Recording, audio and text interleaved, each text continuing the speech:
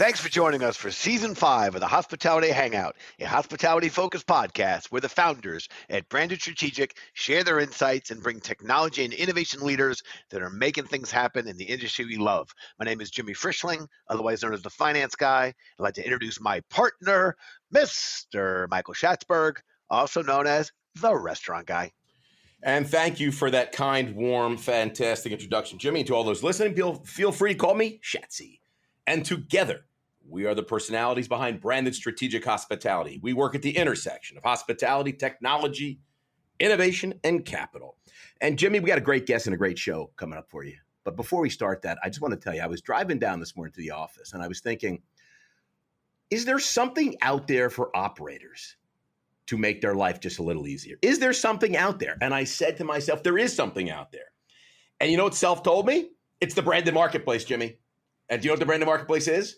I think I'm about to find out. It is a phenomenal digital e-commerce platform loaded with technology, innovation, services, etc., where you find best-in-class tech, everything you need to operate in the hospitality space. When it comes to tech and innovation, it's there for you to find. It's there for all the operators. And Jimmy, do you know how much it costs to use this? This has got to be very expensive. They're very expensive. You would think with everything on there, it would be a fortune. It's not $1,000 a month. It's not $500 a month, not $49. It's not even $19.95. Jimmy, it's zero. It's $0. How are we going to make money? Jimmy will make it up in volume. You know that. Volume. We'll make it up in volume. So listen, if you're not on the branded marketplace, you'd like to be. If you got a solution out there that's solving real problems for hospitality operators, email us at marketplace@brandedstrategic, and we'll get you onboarded in a couple of days. It's fantastic. Get some sales leads. And if you're an operator and you're looking for some great solutions out there to help you run your business, check out thebrandedmarketplace.com. It's free. Check it out, everybody. Jimmy, back to you. All right, thank you very much. That bit of self-promotion was sponsored by Chico's Bail Bonds. If you need a bail bond, sponsor, Jimmy. If you need a bail bond, Chico's is your place. All right, all kidding aside, let's jump into our podcast today because we are very excited with today's episode. We have a fantastic guest, Mr. Atul Sood, Chief Business Officer at Kitchen United, the great KU. And no, Kansas fans, I'm not talking about your university, talking about Kitchen United. Atul, we'd love to have you take the lead. Give us a little introduction on yourself, your background, and of course, what's happening at Kitchen United. Sure. Well, first of all, I feel like I'm on an ESPN live radio show here with your energy and your verve. So thank you for having me on. So again, my name is Atul Sood. I'm the Chief Business Officer here at Kitchen United. I've been here since day one. I was the first employee about 4 years ago, almost to the day, and it has been quite the ride so far. I think it will continue to be over the next several years to come. My background in the restaurant industry is relatively brief. Before that, I was at McDonald's, where I found my way into leading global food delivery partnerships for a couple of years. And that was a great experience. Doordash and Postmates were just getting off the ground. UberEats didn't even exist yet. And I got the chance both here in the US and then around in other global markets, Singapore, Australia, Canada, and more, got the chance to set up food delivery partnerships. So right at the nascency of that whole industry. And what I saw there, particularly with the adoption of food delivery in the Middle East and East Asia, was the opportunity to build an infrastructure to support the burgeoning demand in food delivery here in the US. Ran across the investors from Kitchen United. They were looking to grow a ghost kitchen business before the term ghost kitchen existed, and jumped on board. What was the term before ghost kitchen existed? What'd you say? There was nothing. We said Kitchen United. Now there's a whole industry that grew up around us. Okay, fair enough. And it's been an exciting year. We are growing from 6 units today to about 20 by the end of the year. We'll grow considerably next year as well. We're open in 6 cities today, actually 5 cities, 2 in Chicago, Austin, Phoenix Metro, Pasadena, and San Jose.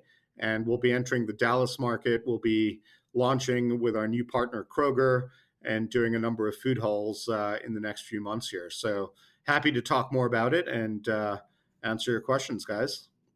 That is great, and I'm really excited. Appreciate you being on the show because, I mean, let's recognize that I think one of the biggest topics in the hospitality industry right now is is Kitchen United, and by that I mean it's the ghost kitchens, the dark kitchens, the virtual restaurants, etc. If you took a virtual show of hands, I think it is the hottest topic in the industry right now. So while Kitchen United is certainly, Next is Squid Game, Jimmy. I would have to add Squid Game is also a very big topic. you know what? In my world, I'm ranking KU as more important than Squid Game, but I think Netflix may disagree. But hey, in the eye of the beholder. But while KU is certainly classified in this space, as you've just kind of alluded to, you're almost a category unto yourself. Can you tell us more about what makes Kitchen United unique in this space that's now starting to fill up in competition and whatnot? But what makes KU unique? Absolutely. Well, one of the main things that makes us unique is we're where people live and work. We're not on the outskirts of town. We're not kind of located in parking lots. We are front and center where people live and work. We have a front of house in each physical location.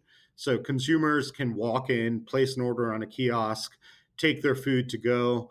We allow for multi-concept ordering. So if I want barbecue and Schatzi wants Chinese and you want sushi, we can get them all under the same ticket with the same delivery driver or in the same bag.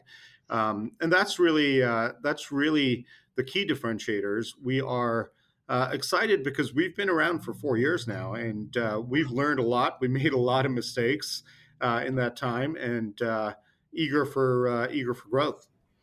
It's interesting. You guys truly are, I guess, the pioneers in the space, so to speak, right?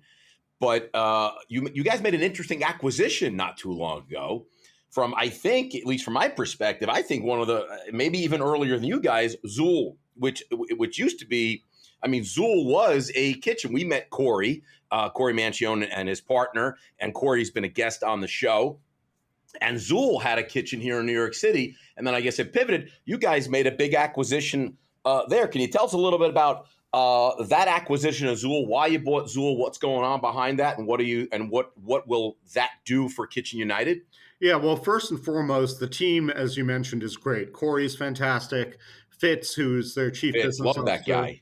Love them both. They have a deep team. Tyler leads technology, and that ability to acquire a team that was that knowledgeable in the space and that had been pioneers in their own right in New York City was an opportunity that we just couldn't afford to pass up. We, in addition to getting their technology stack, which is very complementary to ours and really the driver behind this infrastructure business, we also get their kitchen at 30 Van Dam Street, a number of great employees who've worked there for a few years, and that will give us 2 kitchens in just about a month here in New York City. So we're thrilled to enter the New York market. I'll be there a lot, so I hope to see you guys in person, take you out to a few dinners, and or have you take me to a few dinners and take it from there. Listen, I don't want to jump into too much details. What'd you pay for it? Yeah. You see what I did there, Jimmy? You see what I did there? How I slipped that in there? Yeah. That was a good one. You almost. I thought I had him too. I almost got him. Almost got me. Almost got me. We paid the right amount for both parties. How's that? I think that's perfect. And Chats, I was going to go in a different direction. I was going to say that since Corey did our podcast, right, and now Atul's doing our podcast, maybe we could claim that we brought them together. Brought these guys together. So we should get like a little finder's fee. Is that what you're saying, Jimmy? I wasn't even asking for a finder's fee. I was just saying that a shout out. We brought them together, but the fact is, I guess the merger's already happened. Therefore, the Atul's on the podcast now, so it's a little hard to say that we on the podcast next. Maybe there's another acquisition in our future. There we go. Now we're talking. All right, listen, I know what sweetened the pot for the acquisition of Zool was the cutting edge internal, custom tech stack that Zool has built out. And I know you're particularly excited by Zool OS and Zool Market. Can you share with our listeners a little bit about, what you'll be doing with this tech? Sure. Well, one of the great opportunities with Zool Market that's come about because of the penetration that Zool has had over the last couple of years in New York is they have great relationships with a lot of building owners, Silverstein Properties, a few others.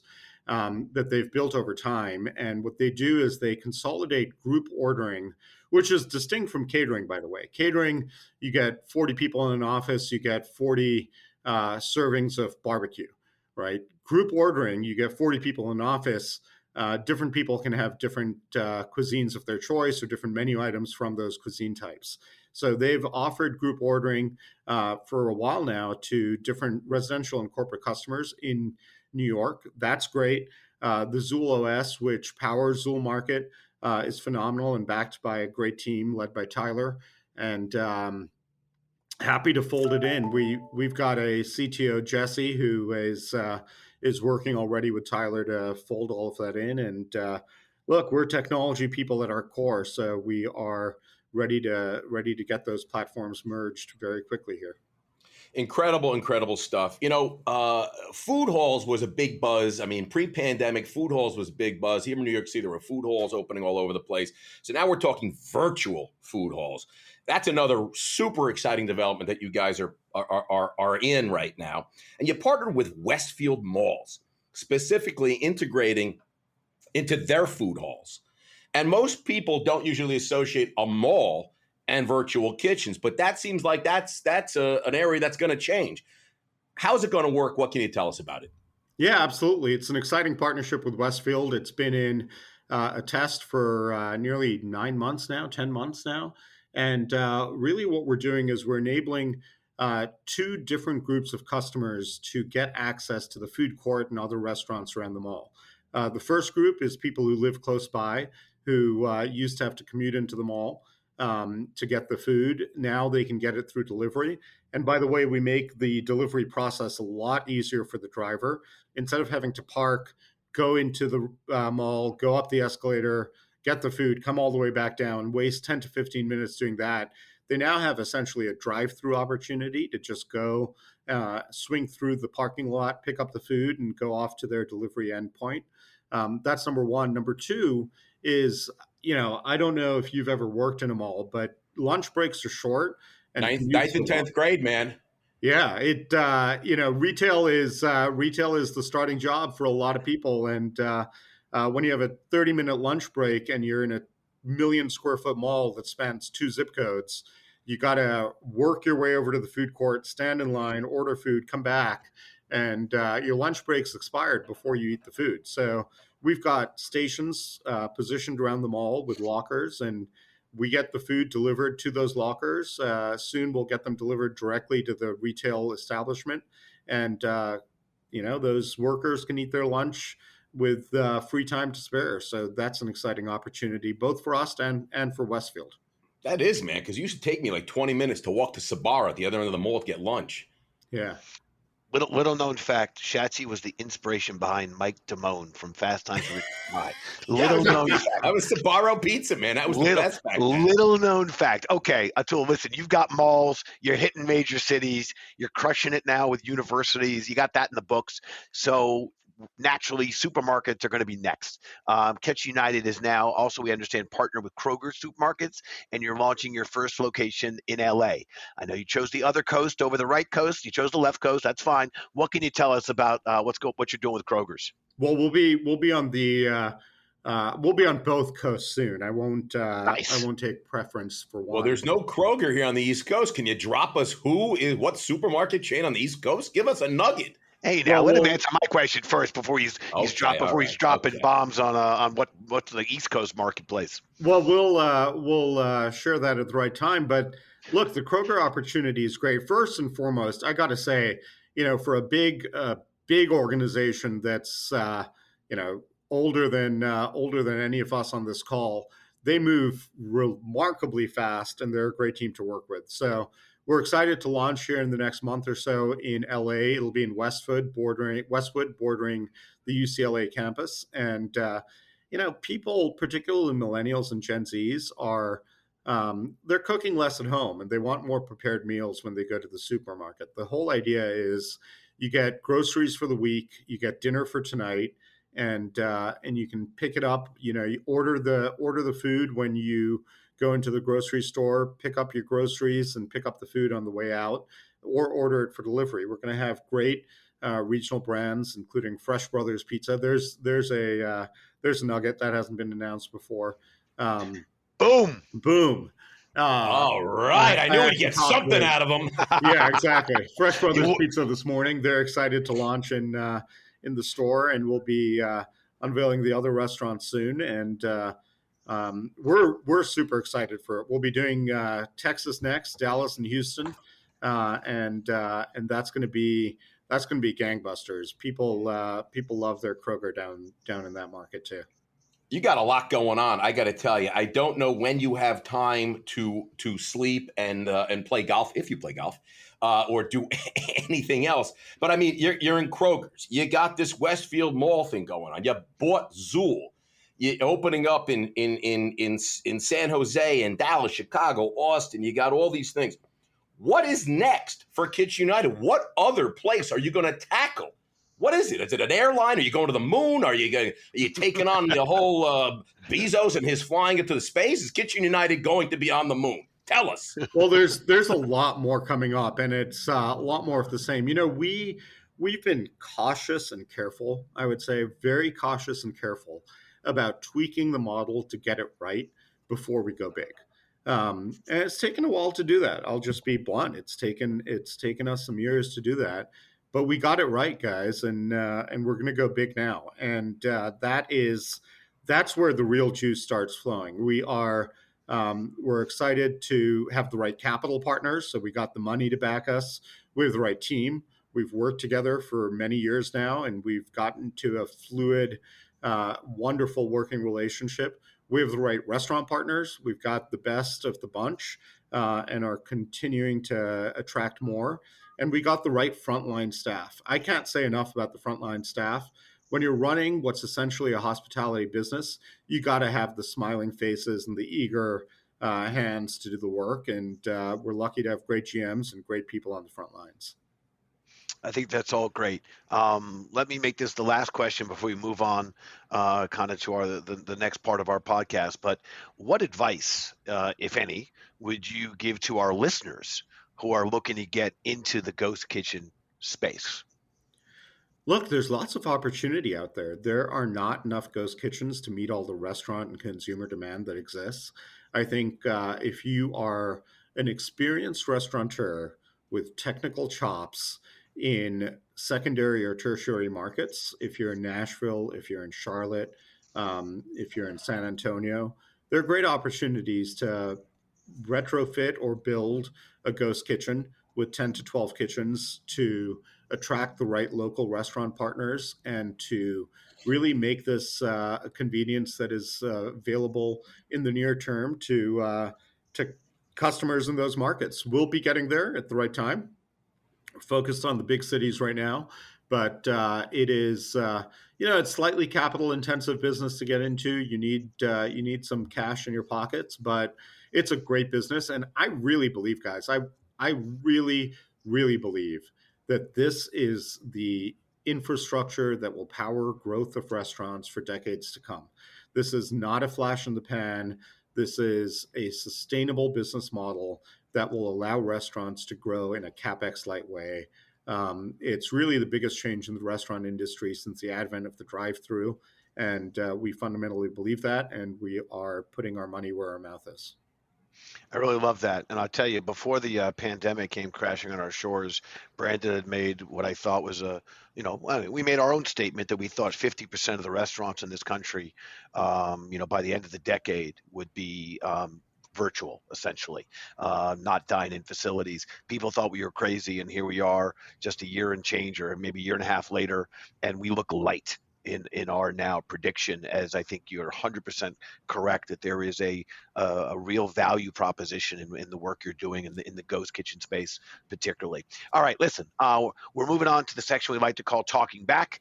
While we started this podcast, because Schatz and I like to talk and ask guests and friends for their insights, we learned along the way that sometimes our guests have questions for us. So here we are talking back.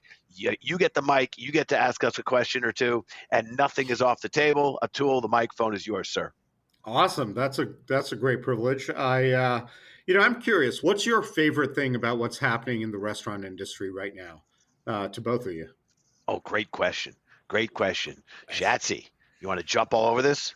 Yeah, I think it's a great Mike question. Shatsy, that was great. Anyway, Yeah, sorry, I yeah. interrupted you. No, I'm Sorry. done. No, I'm Right. done. Okay, go ahead, No, Shatsy. I think, look, something for an industry that has always been very slow to embrace change and technology. I think to your point, I think the drive-through was probably pretty cutting edge. I'm 54. I remember drive-throughs when I was, I don't know, like 7 or 8 years old. So they've been around a long time.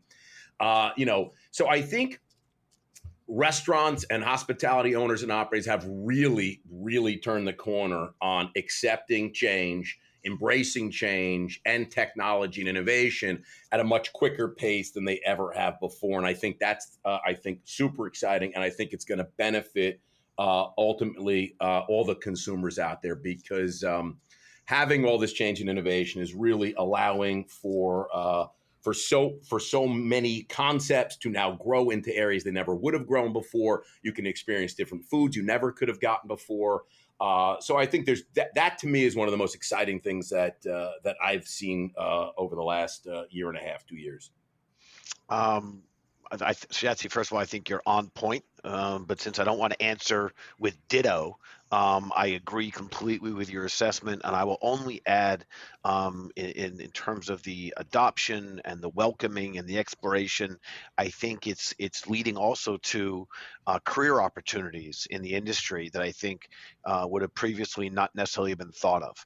I think the industry has now broadened itself where there are all different types of skill sets needed, and that includes a wealth of engineers and developers and people that understand how the product market fit and how to sell these types of technologies and solutions. So again, I think it's an incredible moment for the industry, and one that I feel very fortunate and excited to be part of. Our goal is to improve margins for the industry. If we do that, there are a lot of businesses and a lot of people that will benefit from that. And at the end of the day, it'll create a better offering to our guests at the end of the day. So I think it's an exciting time for us. So that's great. Shatsy? Jimmy, as usual, you take what I said and you make it better. So much better. I just use a few words with more syllables. That's all. Yeah, I'm a 4-letter word guy. You've got like 6 and 7 letters in your word. It's much more sophisticated than I am. Hey, listen, great question. Let's go tech stack. Okay, let's go top of the tech stack. Atul, if you have any advice for operators out there about technology that they should bring into their operation, the most important technology they should bring into their operation right now, what would you say? Great question. And I think the answer to that depends if you're a smaller operator, an independent, or a multi-unit operator that's got, say, 40 units or more. I think you've got to empower your restaurant for margin reasons. You've got to empower your restaurant to allow for native channel digital ordering, right? That is key. Olo just went public. They just acquired Wisely. They're a great solution for a lot of restaurateurs. Mm-hmm. Chow Now is great as well. They just hired their first CFO. That's probably telling. But you got to do that. You got to do that. Protect your margins and make native channel ordering a reality for your consumer base. Couldn't agree with you more. Everyone listening out there, if you don't, you better get one. There's a lot of great solutions. Oh, by the way, go to the marketplace and you'll find them all. Thank you for that plug. Atul, let me give that plug in there. Thank you.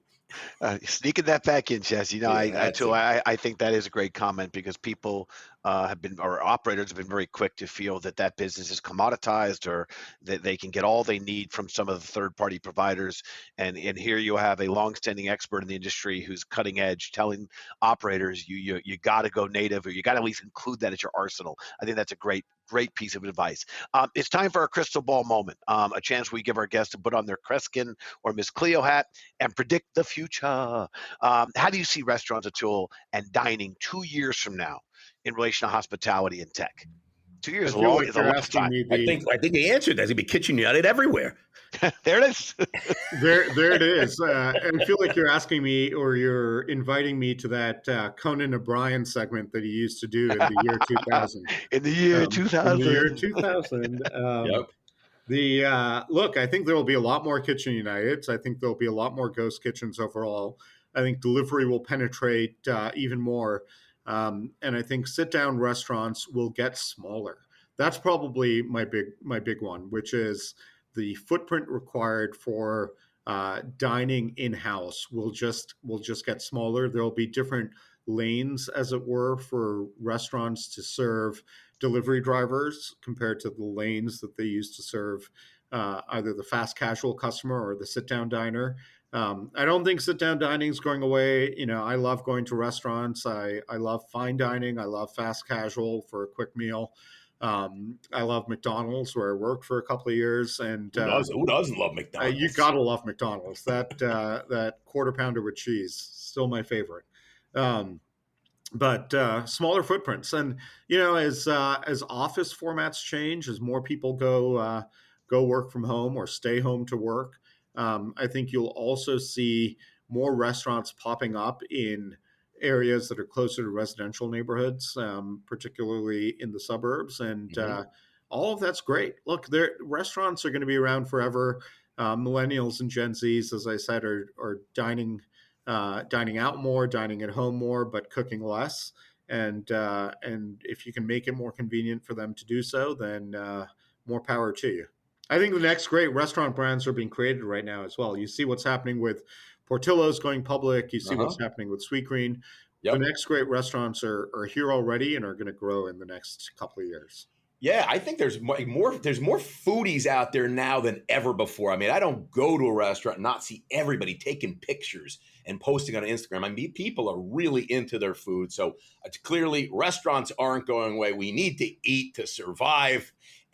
And it's just, everything is just, I think Jimmy always says it, everyone's just kind of eating differently. The way we dine is just differently, and more channels and ways of finding great food and great solutions. All right, listen.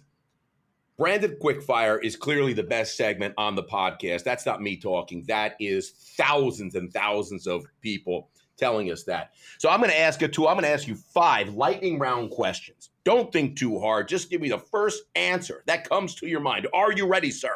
I'm good to go. Let's go. All right, we are in the Halloween mode, Halloween spirit. What is your favorite scary movie?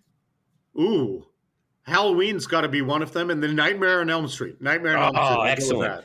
Where are you getting dinner from tonight? I'm getting dinner, actually, surprisingly, cooked at home. I am cooking with my girlfriend tonight, so that's a rarity. Happens very, very infrequently. Excellent. And what is your favorite food city in the world? I gotta love New York, guys. Gotta give it to New York. Woo-hoo! Vegas is a close second, but New York is number one. Favorite place to travel? I love Bali, Indonesia. Grew up there.